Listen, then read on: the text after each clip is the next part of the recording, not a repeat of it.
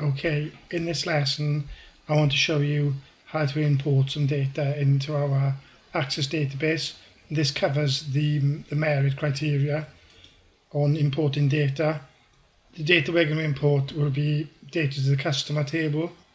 So what we need to make sure is that in our Excel sheet that we're going to make in a few moments, every heading is the same. If there's any kind of typo at this point, Access won't import the data. And so I've got an Excel sheet I've made already. I've got ID, business underscore name, business underscore type, staff underscore contact name, etc.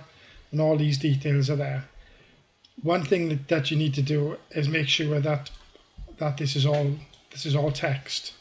So you would do that by format cells, and in a moment it will come up and say text. It'll probably be on general. You need to set it to text. One of the reasons we need to set it to text is because we want to get zeros in the front of our phone number.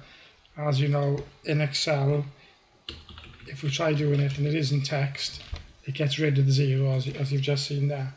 So by making it text, it all will work nicely and import the zeros, and Excel doesn't get confused. So highlight everything, format cells, pick text. Once we've got our data we want to import, we go back to Access, and we're going to import this data into a new table. We're not going to put it into an existing table. We're going to call it 2013 historical data. For the assignment, you need to do a lot more than this, at least probably 10 names of dummy data to import into your table. So to do the procedure, it's pretty straightforward. Go to external data, pick Excel, because that's where we're getting our information from. You'll need to browse your Excel file.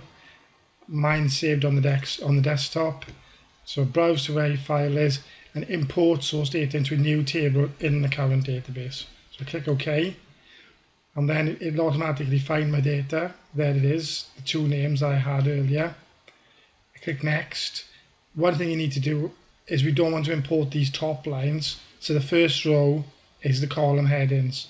And when you see the table that we've created, you'll see that everything will be brought across properly. So we click Next. You can if you want to set your properties for each table. So we don't want duplicate ID for the ID number here. So I'll say yes with no duplicates. Here we know the data type is text, and postcode is text, and telephone number would also be text as well. So we've got the zeros there, so that's all fine. So now as you saw, I said the first row of the headings. I click Next. I'm happy with all my data. I click Next. Let Access add the primary key. No, I'll choose my own primary key, and I'll pick it as ID. So ID will become the primary key. Choose my own key. Next. I'll call it 2012-13 customer data. That will become the name of the table. I'll click Finish. Once it's finished, you'll see a table open up on the left here. I've closed things down because my database has become quite a mess. I click Close, and there you see a new table, 2013 customer data. If I double click it, you'll see that it's imported all my data with the correct names into it. You could go a step further. It's not required for our assignment. But you could go a step further and now import this data into our customer table here. We don't need to do that. And if I look at the design view, you'll see it's got everything as we'd like it to be.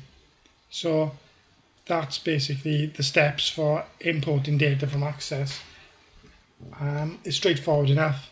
If you watch this video over a few times, you should be able to replicate it.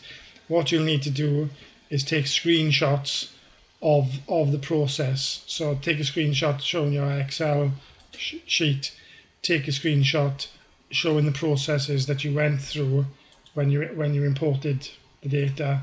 So you need a screenshot of this,